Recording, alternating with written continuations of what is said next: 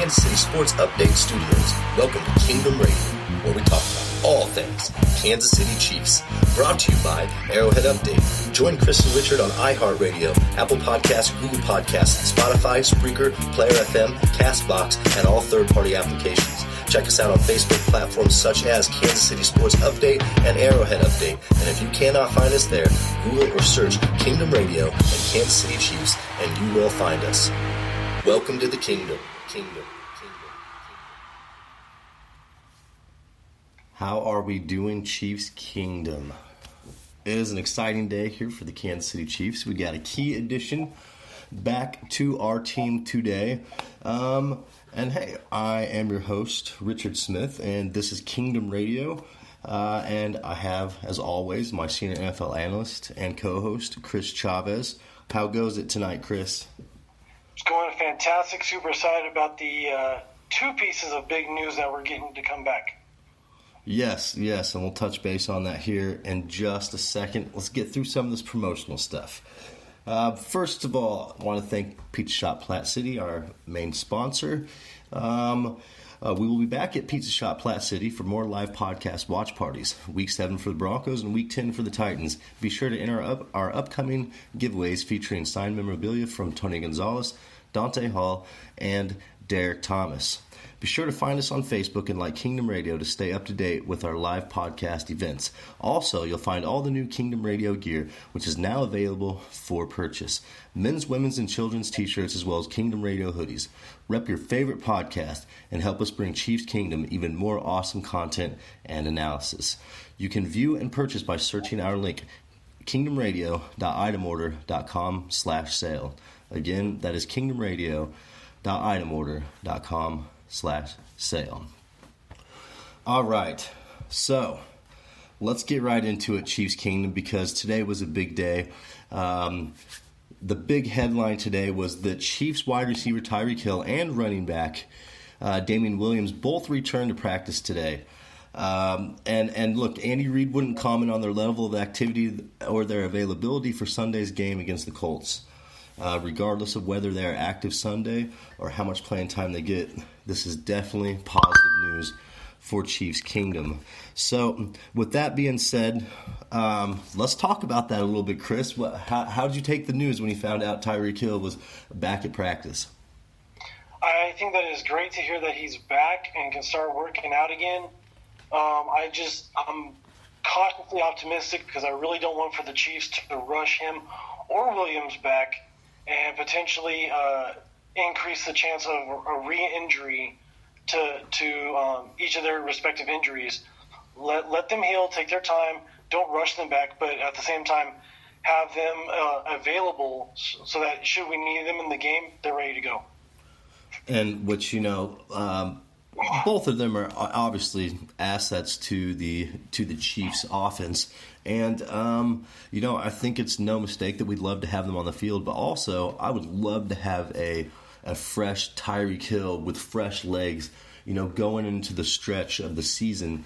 That would work out perfect for the Chiefs. And even Damian Williams, if they just both sat out a couple more games, I don't think that would hurt too much. It's not really slowing us down on offense. Although we'd love to have those weapons on the field and those huge plays that's kind of been taken away. But, look, it's like you said, don't rush back. We're in no hurry. We need you on the field, but we need you on the field productively.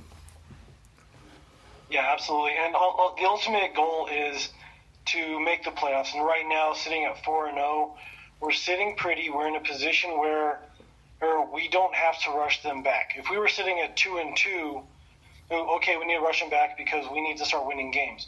We're 4-0. Realistically speaking, we're about 5-6 wins away from being in the playoffs. There's really no reason to rush back right away. Take a couple of games, get your feet back under you, and be ready for the long stretch. Yes, and in your mind, do you think that's what our coaching staff is going to do? Because, for me, it's a no-brainer. But, I just kind of want to emphasize the fact that, hey, we're not probably going to be seeing either, at least Tyreek Hill on the field for the next couple weeks. Yeah, I definitely – Andy Reid is an extremely smart coach, And I think that when Tyreek is available for a game, he'll see the field for a handful of plays. They're just going to kind of jog him out there, see how he feels after getting that first big hit, and then probably the next, or give him some more work and reps in the following practices the next week, and then that next game just increase the workload up until he's fully ready.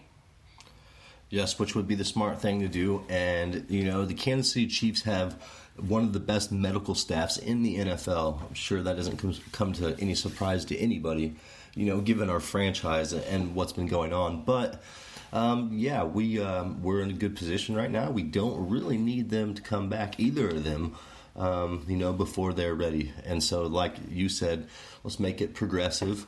Bring them back and, build them back up and let them be Cheetah, let them take off. So with that being said, hey, we're going to move on to our first segment here tonight. This is Around the NFL, brought to you by Pizza Shop Platte City. Go grab yourself a butcher block. Best meat lovers in Kansas City. Pizza Shop Platte City, proud sponsor of Kingdom Radio. All right, this is Around the NFL, brought to you by Platte City Pizza Shop. Go in there and grab yourself a butcher block. Best meat lovers in Kansas City. Okay, so let's take off here on Around the NFL. The Eagles defeated the Packers on the road 34-27. Wide receiver Devontae Adams had a monster game, hauling in 10 receptions for 180 yards, but left the game with a toe injury and wasn't on the field when Rodgers threw the game-ending interception on the Packers' final drive. The Titans defeated the Falcons on Sunday 24-10. Mariota showing up big with 3 first-half touchdowns. Chris, go ahead and tell us about this Patriots game. Let's go in depth here because this was more of a matchup than anybody anticipated. And I think the Bills showed the Patriots something here last Sunday. Yeah, going into this game, the Bills and the Patriots were both going into it undefeated, coming in 3-0.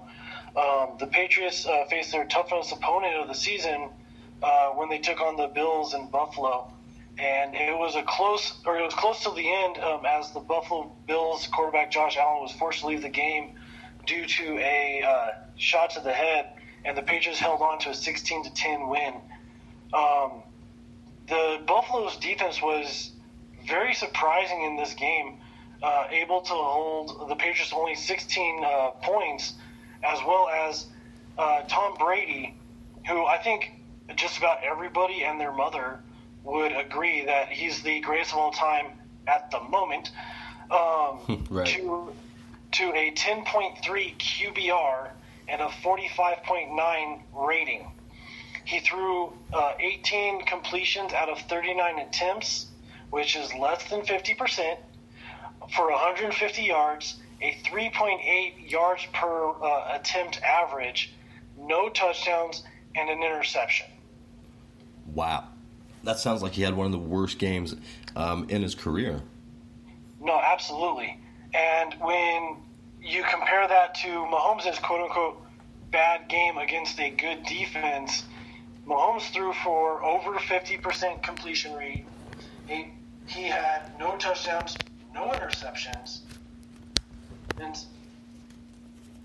he threw for over 300 yards on a bad day.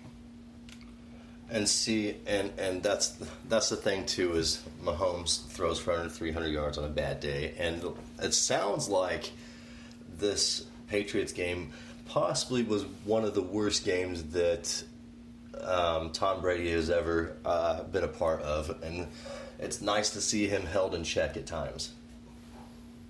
No, absolutely.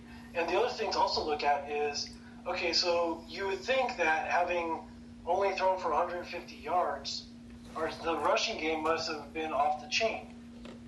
The leading rusher for the Patriots, Sony Michel, only had 63 yards. All told, all the running game put together, they only had 74 yards in the run game. And so this truly was a defensive-led match between the two. Yes, it obviously sounds like that.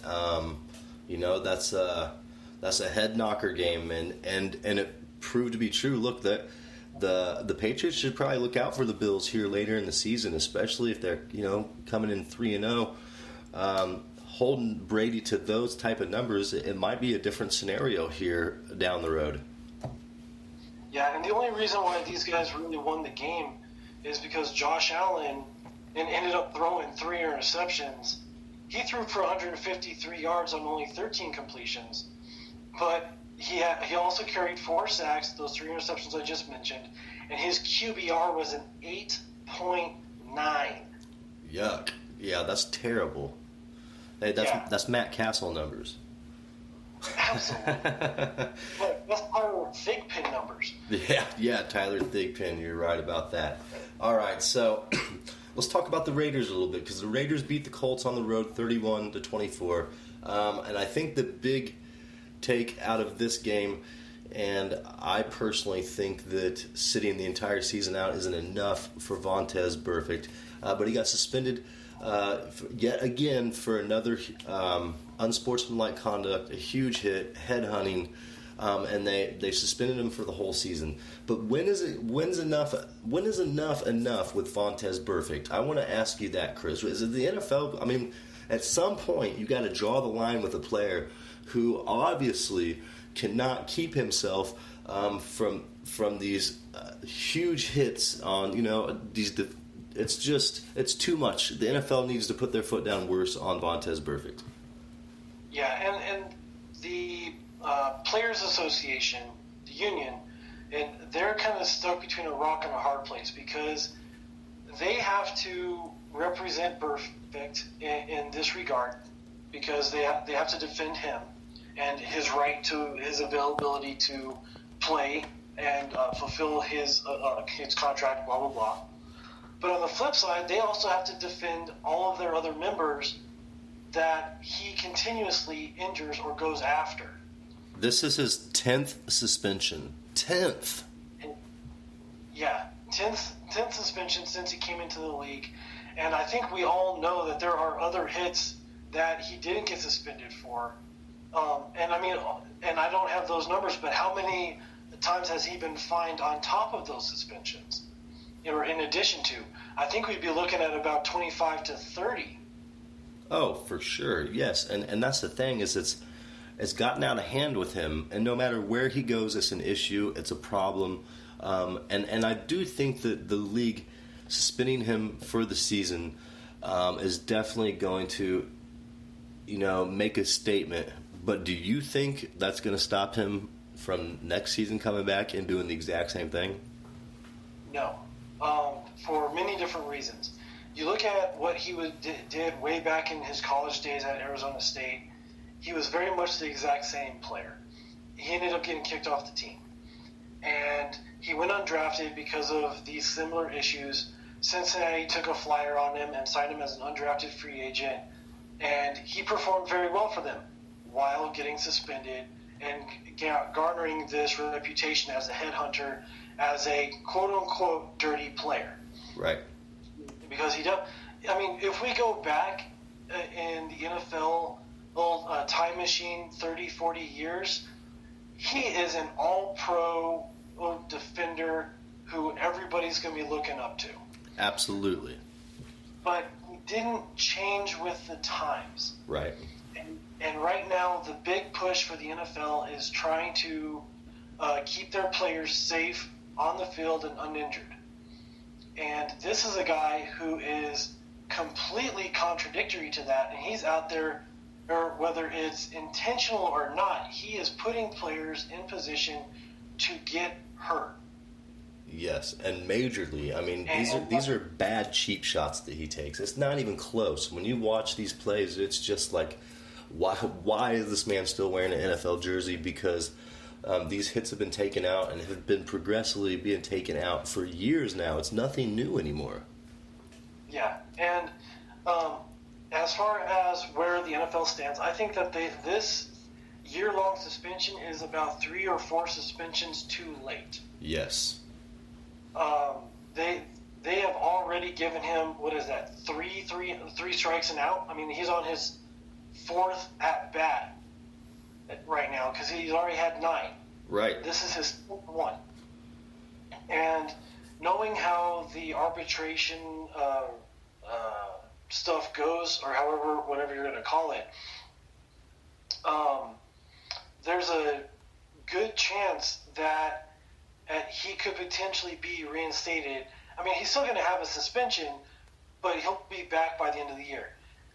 Am I for that? Heck no. I think that this guy needs to be gone, and they need to set a tone, or they need to put something in the next contract with the players' union to have this available to them for the league.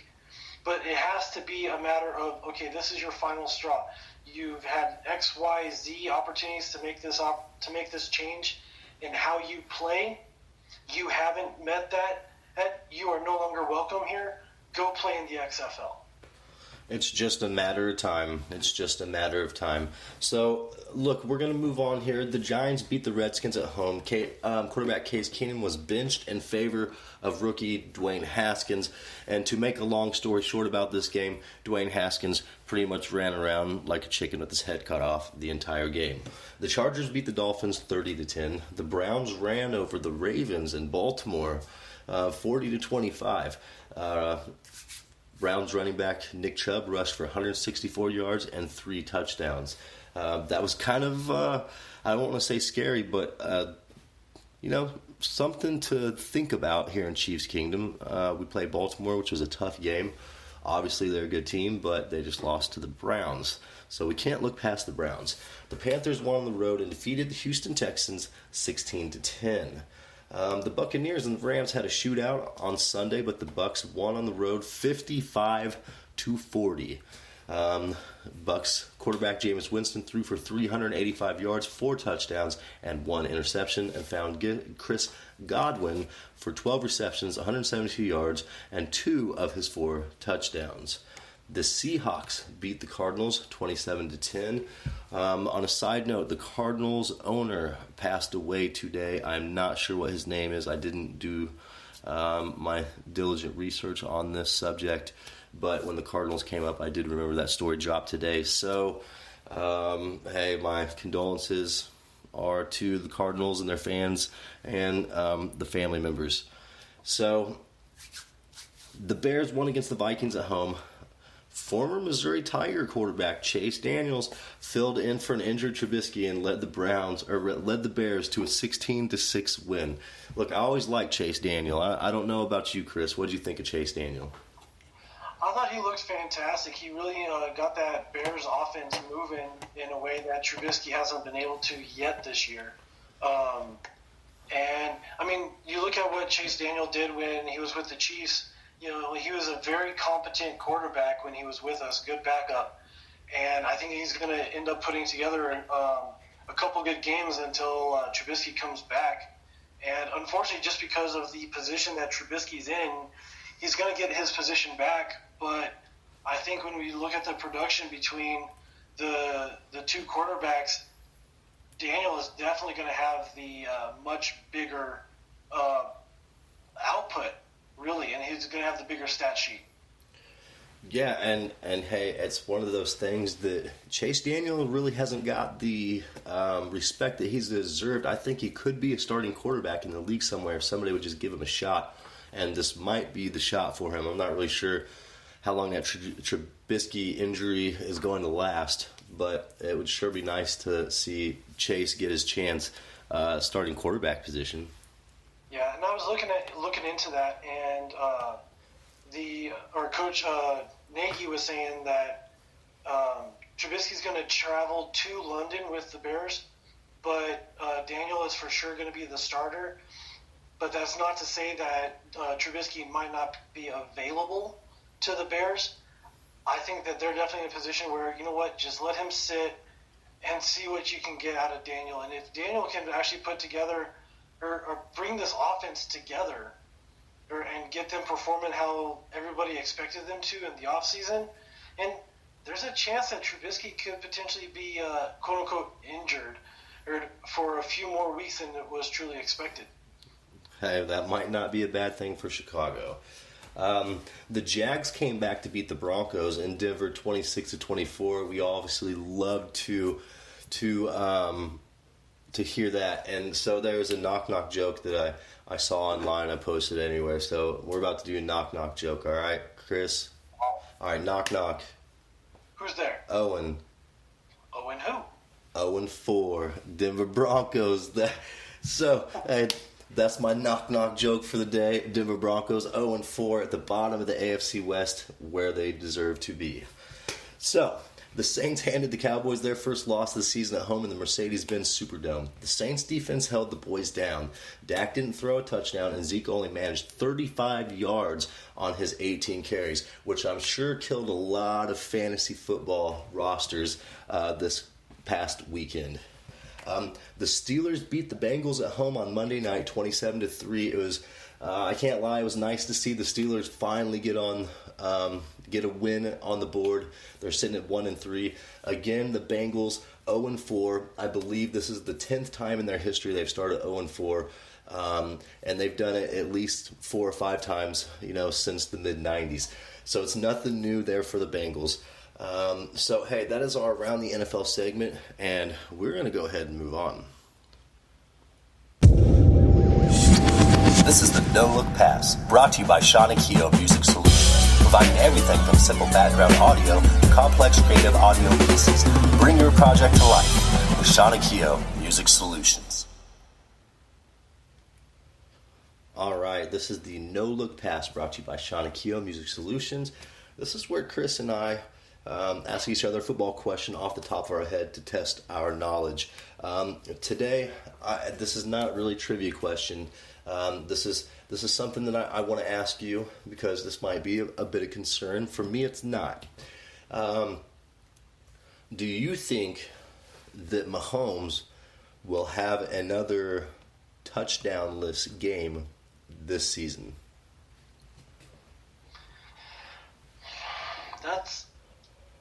There's not very many defenses that we're going to be facing that truly concern me. There's probably 2 games where there's potential for that.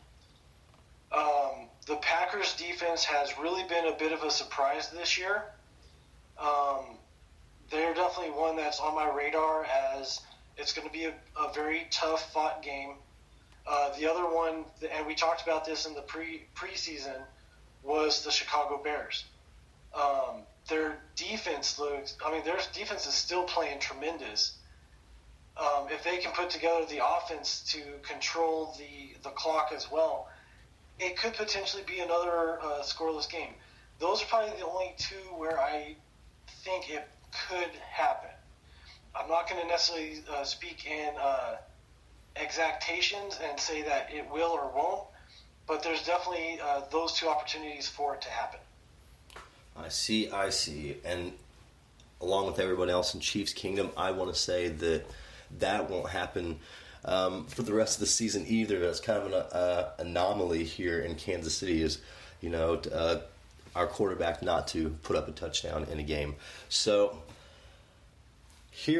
all right, so that was my no-look pass to you. Let me hear your no-look pass to me this evening. All right. So now that we are 4 weeks in, a quarter of the season is in the books, what teams do you see as the biggest surprises across the league thus far? I would absolutely have to say Buffalo. Buffalo would be, might be right there at the top of my list. There's teams that are surprising me on both ends of the spectrum, to be honest with you. So, Buffalo, I definitely want to say. I think that,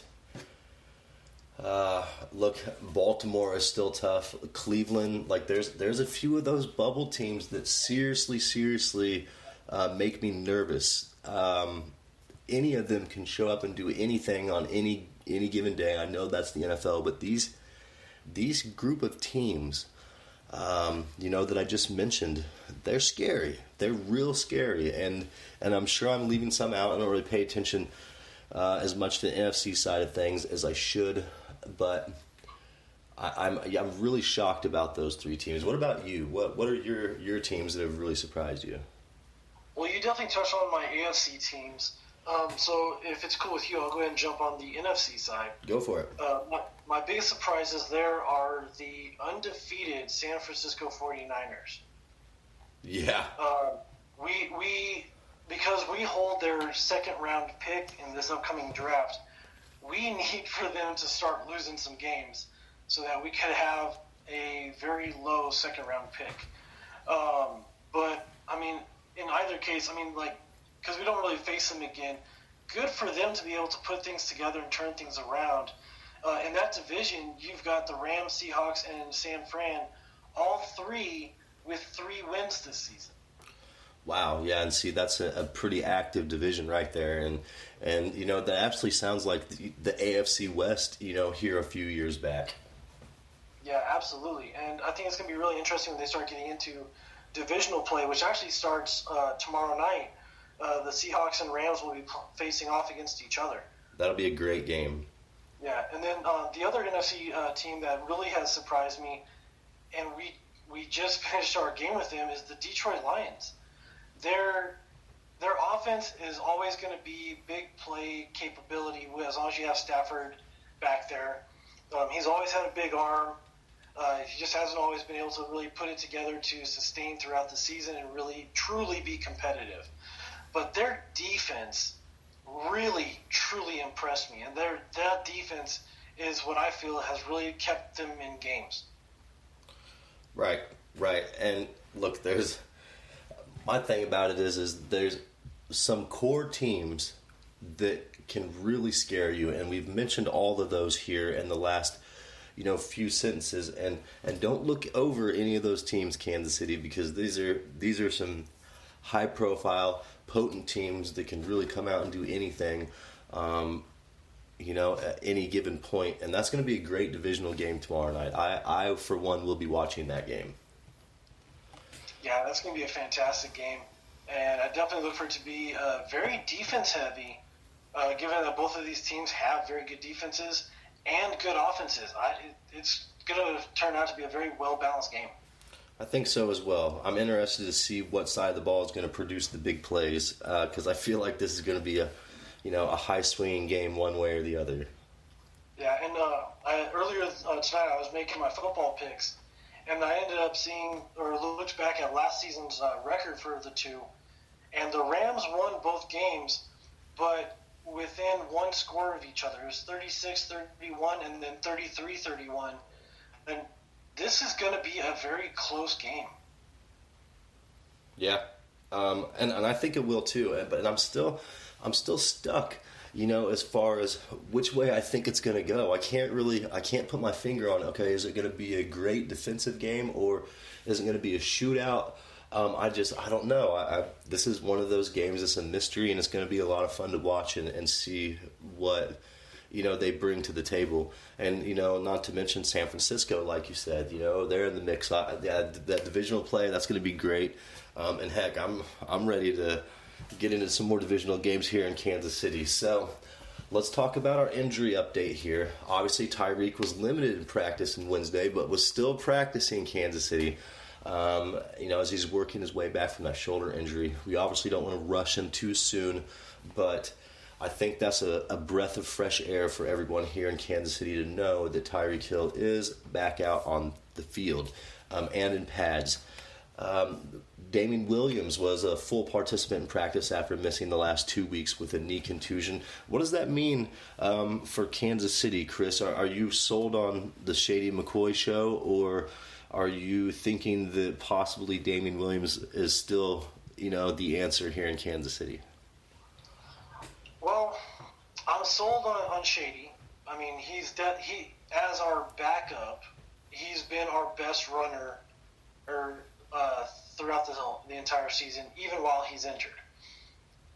But getting Damien Williams back into our rotation of running back by committee, I think is going to do nothing but wonders for the run game. Has he had big explosive runs? No. I want to say he's got like a 2-something yard per carry, maybe a 3 yard per carry average.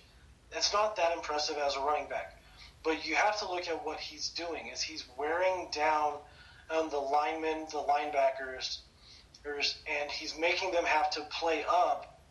So then when you bring in McCoy, with that change of pace back, those linebackers are tired, they're worn down.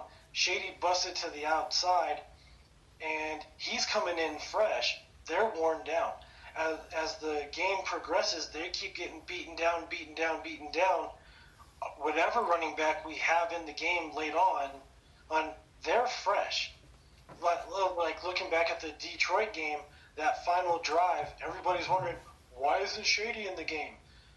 Because Williams was the fresh back. Right, and that's one of those things too. Look, McCoy's on the injury list as well. He's still trying to get past that ankle injury that you mentioned, a few moments ago. But I'm with you on that one. I feel like if we keep fresh legs on the field all the time in our running back game, that's going to break the game wide open for LaShawn, down the stretch when, like you said, the defense is wore out. So a little bit more on our injury report. Left tackle Eric Fisher is still not practicing as he continues to rehab that groin surgery. Defensive end Alex Okafor was a limited participant with a hip injury. I'm pretty well aware that he's just going to get through that. That's nothing big. Linebacker Dorian O'Daniel did not practice and was held out with a sore hamstring. And so that's our injury update here. And there's quite a few big names on there. None of them come to any surprise to us, and I think that we're going to be all right going into this coming up game. And speaking of which, look, we made an investment early on in the season, and we brought a player in, and there was a lot of excitement here in Chiefs Kingdom about this, but the man had to sit out 4 weeks for violating a substance abuse policy. So, look, the Chiefs' new cornerback, Morris Claiborne, has been activated off the suspension list after missing the first 4 games of the season. There has not been a corresponding roster move as of yet, but one should be forthcoming over the next couple days. What does that mean to Kansas City, Chris? Is that something, is he going to be able to help Charvarius Ward with some of the things that are going wrong in that secondary? Yeah, well, we have probably one of the better cornerbacks that's been graded out over the course of the season in Breland. I think that bringing in Claiborne, and if he's able to perform at the level that he did last year with the Jets, I think that he's really going to help to solidify that secondary, especially given that we're going to have a veteran presence back there, which I think a lot of our young cornerbacks need, especially with just communication. Going back to the Detroit game, there were a couple instances where I saw Thornhill just make some silly rookie mistakes.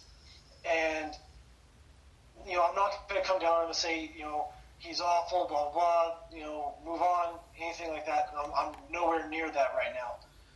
But that was one of the concerns that I had with starting him so early on in the season. When Sorensen came in, and he started playing next to Honey Badger, it kind of helped to secure things a little bit. Did it fix things? No.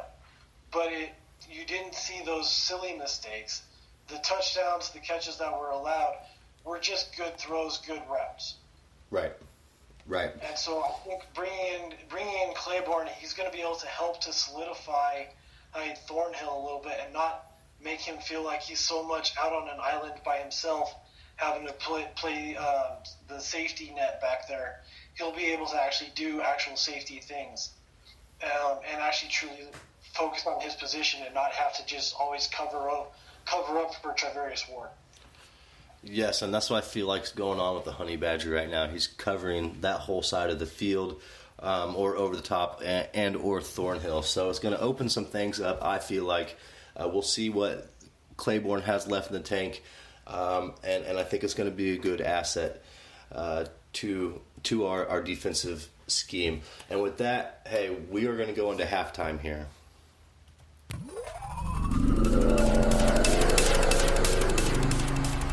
Kansas City, it is halftime. Thank you for tuning in to Kingdom Radio. We will return momentarily.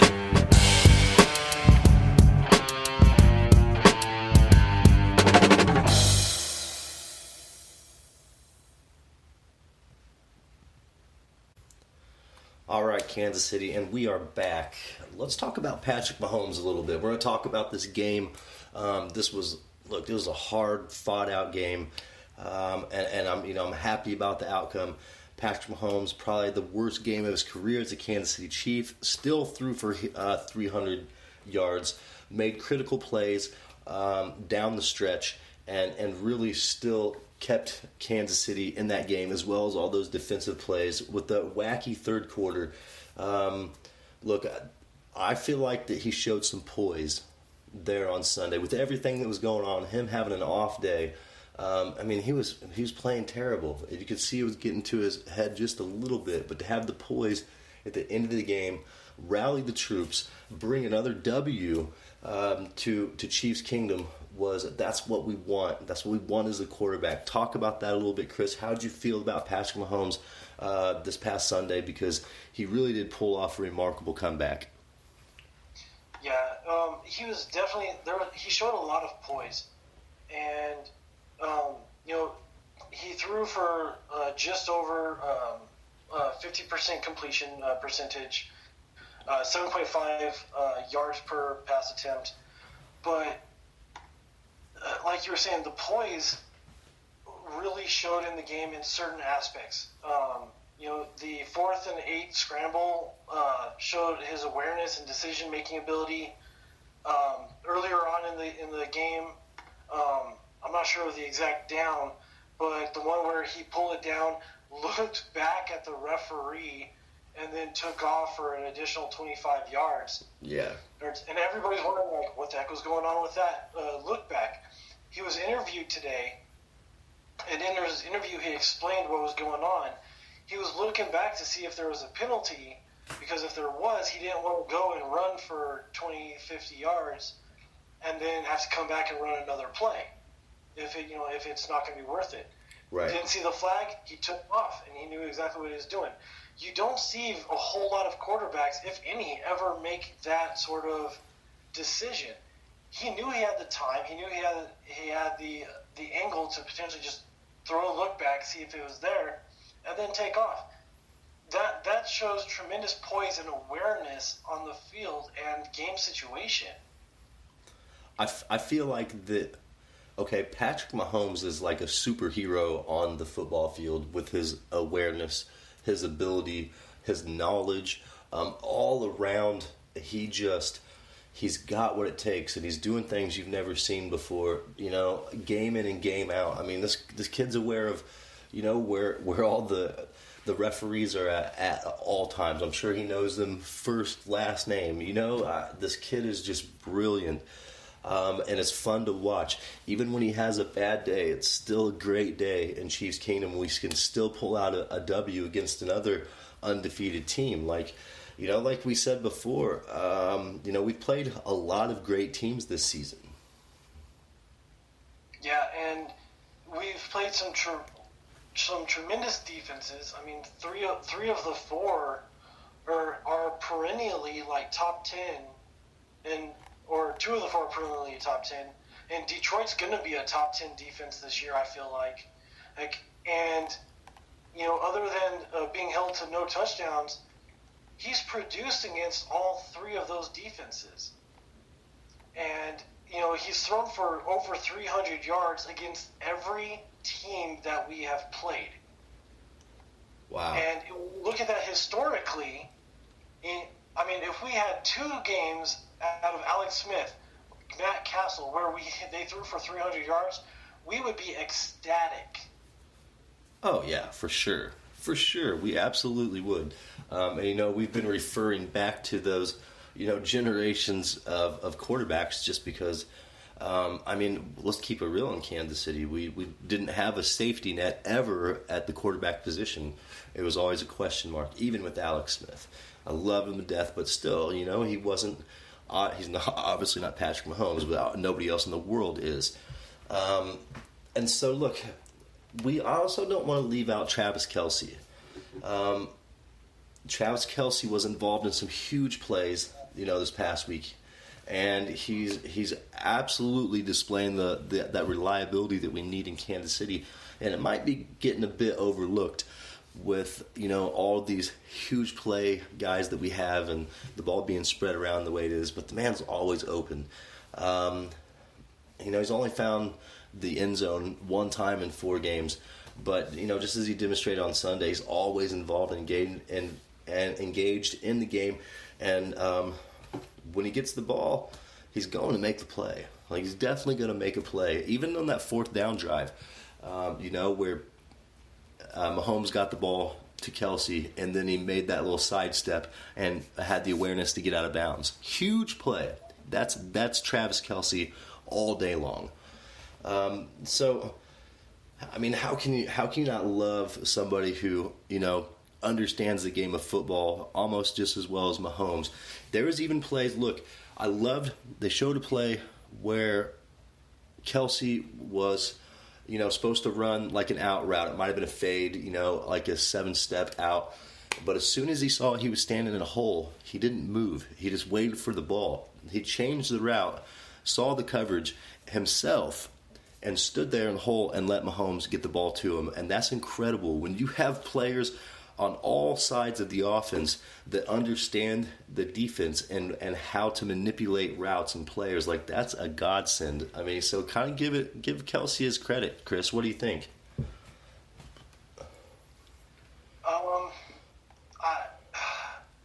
What more can I say? I mean, this guy is going to be, he's going to be enshrined in the Hall of Fame at some point. I mean, let's just throw that out there right now. He's going to be the 1A, 1B greatest tight end in KC football history. And, I mean, as a franchise, to have 2 tremendous talents like that in your repertoire, in your history, is amazing. But, longevity aside, you have to look at his progression from when he very first started. When he first came into the league, he was very erratic. He wasn't reliable because of his injuries that kept nagging at him. But due to that, those injuries, he's learned how to play the game properly so that he doesn't take those big hits. He doesn't take the risks that are going to put his body at harm, but he's going to take the risk to get the yards that we need. He's going to run the right route. He's going to read the defense, and he's going to know how to get open for his quarterback. And then you also throw in the fact that you have a quarterback who is as accurate as Mahomes is. And that's one thing that Mahomes gets overlooked on a lot, because we just see the big arm, but you don't take into consideration the accuracy. Yes. Kelce only has to get 1 yard of separation from his defender. And if I remember the stat correctly, he does that on 80% of his routes. Wow. But that's the pinpoint accuracy of Mahomes, which it is so incredibly on key, it's almost scary. Yeah, and you look at the, I want to say it was the Oakland Raider game last year in Oakland, where Mahomes throws it up and it goes over the defender, and Kelce just jumps up and grabs it. I mean, he's willing to put himself in a position, and Mahomes knows that's my safety net. I'll throw it in that direction, and he is going to make the catch. Yes. And week in, week out, especially this season, he's been that guy. We don't need for him to get the touchdowns. Yes, when I say that, I mean that as a franchise. Me as a fantasy football player or a coach where I own him, I would love for him to be getting the touchdowns. But get the catches, get the yards, be consistent with that production, and keep us moving down the field. They'll get those first downs, so then we have another 2 or 3 downs to try to find that end zone. If we don't get it, okay, find Kelce for another first down, and we'll try it again. Right. I feel like Kelce has kind of gone back to that classic traditional role, that the tight end position was before Tony Gonzalez came, even though, I mean, obviously we're throwing the ball to him, but, you know, we're utilizing our receivers a lot more, and that's because we finally have some in Kansas City. And so, you know, and we have a quarterback that can spread it around to everybody. So I don't think, you know, this isn't a selfish football team, and I think that Travis Kelce is content with his role, and you know, he'll continue to have huge plays, and you know, the biggest ones and the biggest times, because I don't know about you, but I trust Kelce more than anybody else on that team as far as you know, quarterback to receiver in, you know, a tough situation. So we're gonna move on. Obviously, you know, Damian Williams is back. Shady McCoy is still battling that ankle injury, but didn't really look to slow him down against Detroit. So we'll go back to this running back by committee with Darrell Williams. I really liked what I saw out of Darrell Williams as well. So it's gonna be great with the running back by committee. I think we'll do all right with that. So we're gonna touch base on the defense here, and you know, we've got a big game coming up against the Colts. And you know, our defense is something that we're gonna have to tune in to be able to stop these guys. But look, the defense has performed, you know, well enough for us to be 4-0. I'm not disappointed in it at all. You know, I think there's some places that we could improve. Obviously, I would love for us to improve all around. But I think as a unit, for us just coming together this season, I really enjoy what I'm seeing. This is something that, you know, Spags and Veach built, and it's really awesome to see this product come together on the field. And there's a long way to go, but kind of touch base on this, Chris. What do you think about our Chiefs defense, you know, going into these upcoming weeks? Let's talk about that a little bit. I cannot be, and I won't be as apocalyptic as a lot of Chiefs media has been, because like you touched on, we're doing what we need to do in order to win. Right. And that's really all that matters. I mean, if we, like going back to the Detroit game, I would have been okay with giving up 600 yards passing if it means we win the game. I'm okay giving up 300 yards rushing if it means that we win the game. Right.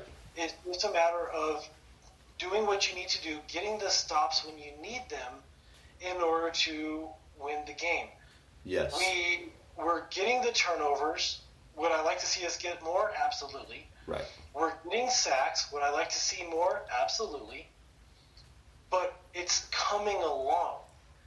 And like Chris Jones has had a tremendous start to the season. He's started his next sack streak. He's at 3 games, going to 4.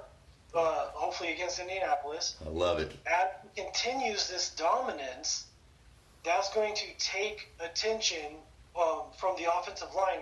He's going to start getting double teamed. Oh yeah.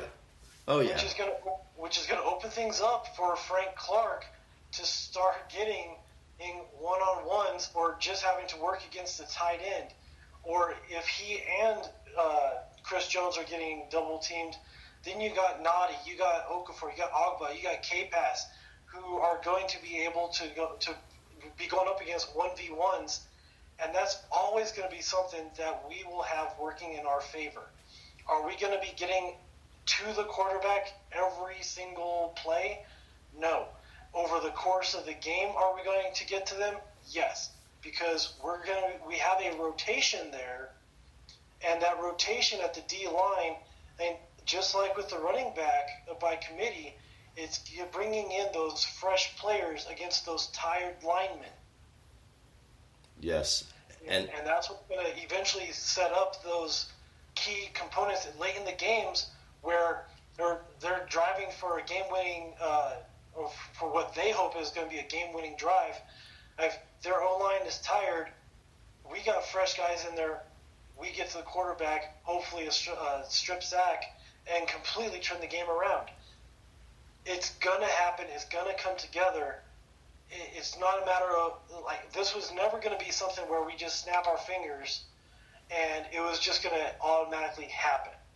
When we were talking all throughout the preseason of how excited we were, the excitement was about the potential, not a matter of, day one, we're going to be number 1 defense. Right. but it's going to come. Yes, and I agree. And it's just a matter of shaping and gelling this defense together. And with the newly signed, look, we put a lot of money out there for Frank Clark and the Honey Badger, and so it's all gelling together. Look at Braylon. Bashad Braylon has had an interception, 2 fumble recoveries, also obviously the one he took back for 100 yards for a touchdown. So we have a pulse. We're showing definite signs of improvement. We're showing signs of life. We are stopping quarterbacks from throwing the ball on us. When was the last time we had a defense?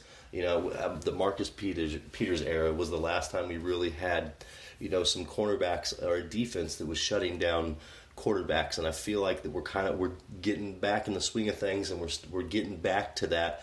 And we also get to bring Morris Claiborne on the field. So our defense looks better than I thought it would right now, to be honest with you. There's a lot of work to do, and they know that as well. I don't know if you all caught it, that the new episode of The Franchise from the Kansas City Chiefs came out today. Check that out. It talks about that a little bit in there. And so it's just... it's one of those things. We're gelling. We're there. We're right there, and we're going to come bring it to the Colts. And so, look, let's talk about the Colts a little bit. So, obviously, the Colts are battling this year. After the shocking retirement announcement from former quarterback Andrew Luck, the Colts are now led by Jacoby Brissett. Jacoby Brissett, who's been in the league for 4 years in the Colts system for the past 3 seasons. He knows the offense, but can we really expect a lot from a quarterback like Jacoby Brissett against our defense at Arrowhead Stadium? He's definitely a quarterback who has the potential for a big game. I mean, the very first, lately he's been throwing for 300 yards. I think it was the last 2 weeks. I think as he gets more comfortable with the wide receivers, because, up until, the last week of preseason, he'd been working with the 2s and the 3s. He hasn't really been able to create that relationship with the number 1 wide receivers. Mm-hmm. And as he gets more comfortable with them, I think that he's going to continue to grow into the quarterback that the Colts really need right now. Because when Luck retired, everybody was looking at the talent on the offense and saying, oh my gosh, it's over. We just wasted this. Right. Brissett is a very capable quarterback. And they sent out, they traded to get him from the Patriots because they saw the potential that he had. And he's very much a Russell Wilson-esque type of quarterback in that he's got the big arm, but he can also run the ball. Right. And that's something that Andrew Luck, especially later in his career, couldn't do. When he first came in, he was all about the running, but after taking so many big hits, whether it was in the run game or even when he was standing in the pocket, that wore and broke him down. Oh, yeah. And hold on. Let me hop in here for a second. Yeah, go for it. So you were talking about, Andrew Brissett obviously not having his timing and that connection yet with the receivers, and that's going to take time. But here's one thing: I think it's going to take a little more time because Ty isn't healthy. He's listed as questionable actually on the injury list, and he hasn't really been healthy all season. So I look, he's had a big game here and there, I believe, but I don't know. I look at this team, and I look at Brissett as being a player who has potential. Is it in Indianapolis? Obviously right now because he was forced into this huge surprise. I'm sure he was not expecting to start this, 2019 season, but that's what happened. Is he the guy that can take this team and put it on his shoulders, or is this going to be a roller coaster for Brissett throughout the season? Well, let's look at his season stats through 4 games. Okay. He's currently carrying a 65% completion percentage. He's thrown for 911 yards, so he's averaging 242 yards per game. He's thrown for 10 touchdowns, 2 interceptions, and has 6 sacks. His QBR is 59, but his rating is 102. And so looking at the stat line, I mean, you're averaging 250 yards a game. And that's, and again, this is like, for the average NFL quarterback, most teams would want that. Yes, and that's a game managing quarterback. Yeah, absolutely. And I mean, you throw for 10 touchdowns and only 2 interceptions. That's a really good touchdown interception ratio, especially for a first-year starter. But what is that? Starter and a Go ahead. No, you go ahead. Oh, okay. So for a first-year starter and a career backup, that's tremendous. And then 65 percentage completion rate. Hey, again, that's tremendous. You look at some of these other career starters who are averaging 58, 59, 60. Cam Newton, Trubisky. Right. You know, there are teams out there that would love to have a quarterback like this starting for them. Oh yeah. And so I mean, but here's the thing: is I just who would the Colts even replace him with? Like I feel like this is his team, and it's kind of this is the Jacoby Brissett Colts. Like this is his time. This is his team. It's either gonna work out for him or it's gonna completely explode in his face. And I hate to see that happen to the kid, but he wasn't exactly put in the best of scenarios, especially with the unhealthy TY. That's his biggest threat on the outside, and that's limited. The Colts defense is ranked in the middle of the league in yardage allowed, but ranked 24th in points allowed. And I do want to say this, the Chiefs' run defense, it's kind of looking terrible right now. The defense has given up the second most rushing yards this season, averaging 149.8 yards per game, and that's something we're going to have to step up on. Sorry, I kind of backtracked, but I wanted to throw that stat in there. That's something the Chiefs really need to work on, is playing against the run. Obviously, there's reasons for it due to Lamar Jackson, and such company like that. It hasn't been an easy go for the Chiefs to start out the season. These are some great teams we're playing. But back to the Colts defense. They have a difficult time stopping the run too, but they do well against the pass. Tell me, Chris, what do you think here about this Colts defense? And they're, like I said, they're ranked 24th in points allowed. We can definitely exploit that. That's towards the bottom of the league. I think Shady can have a big day. Williams, that whole backfield, and then if that happens, if both of those happen, Mahomes will have a huge day as well. The big thing that I'm looking at right now is the injury report for the game. Right now, the Colts have Malik Hooker and Darius Leonard on the injury report. Hooker's out and Leonard is currently questionable. If both of them are out of that game, those are your 2 premier defenders who are out. And I'm not going to say that, we're going to run all over them or throw all over them, but those are your guys who you depend on to be the cornerstone of your defense. And if they're not there, everybody else is going to have to step up. Yes. And while the Colts are 2-2 right now, and they're definitely trying to have a fantastic season, I don't know if they're going to be able to put together that sort of defense that we saw against Detroit that, I won't say shut us down, but, made it a truly competitive game. Yes. Also, keep in mind, and this is a big deal, with it being at Arrowhead, and I'm kind of jumping back to the offense here, just clicked here. This is Jacoby Brissett's first time at Arrowhead. And so, well, okay, not the first time at Arrowhead, but the first time playing as a starter at Arrowhead.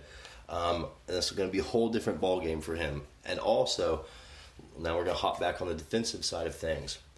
This is also Justin Houston's first time playing against Kansas City and coming back to Arrowhead since the Chiefs released him during the offseason.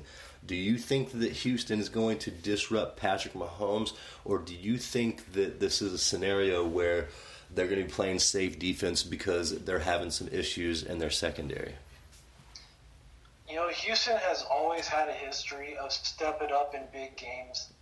And I think that for him, this is going to be a huge game for him to send a message to Veach and to Reed and say, you know what, you guys missed out on me. Look what I can do.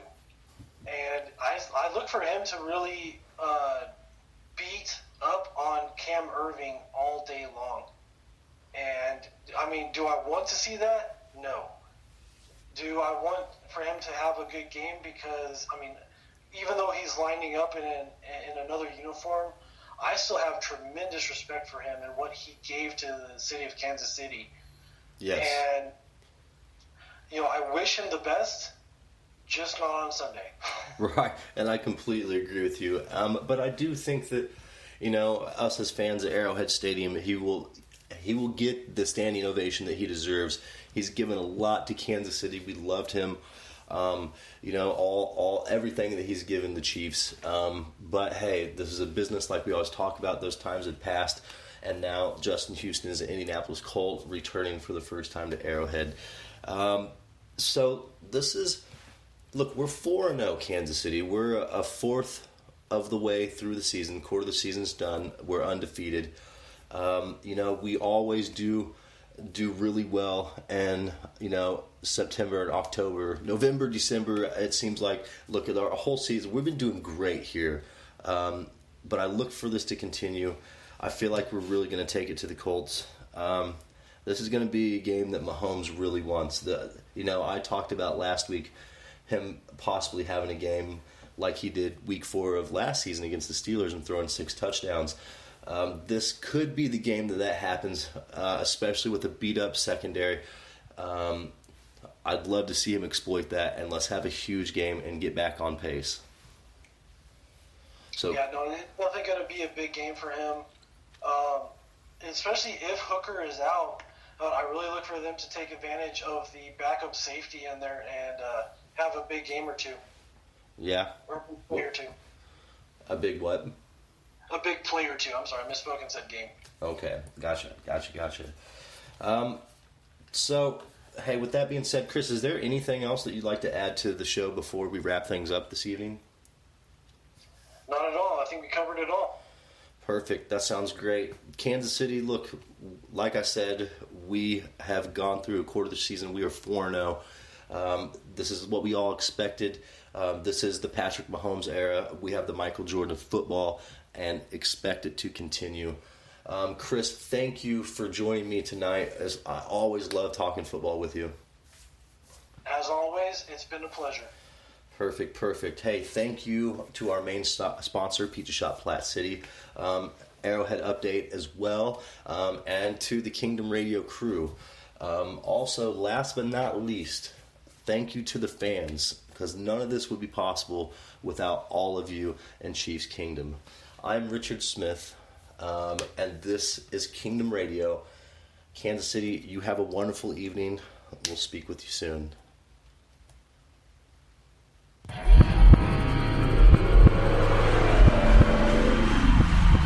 Thank you for tuning into Kingdom Radio, your go-to podcast for everything Kansas City Chiefs.